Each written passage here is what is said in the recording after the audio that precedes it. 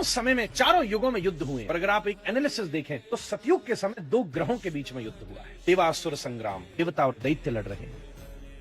त्रेता के समय दो देशों के बीच में युद्ध हुआ है, अयोध्या और लंका, किष्किंधा, बड़े बड़े अलग अलग देशों के बीच में विवाद हुआ। द्वापर के समय यह युद्ध और पर्सनलाइज्ड हो गया, अब ये एक घर में पहुंच गया, तो इंटर फैमिली हो गया। कौरव और पांडव युद्ध कर रहे हैं, और कलयुग आते आते ये और ज्यादा पर्सनलाइज्ड हो गया, अब ये एक व्यक्ति के भीतर हो रहा है।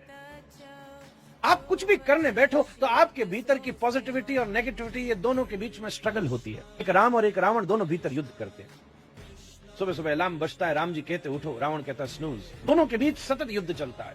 हमारे सामने प्रस्ताव आए, परिश्रम ज्यादा, थोड़ा सा अर्थ मिलेगा बट लेट मिलेगा, फिर वहीं एक शॉर्टकट मिलता है कि नहीं ये कर लो तो जल्दी मिल सकता।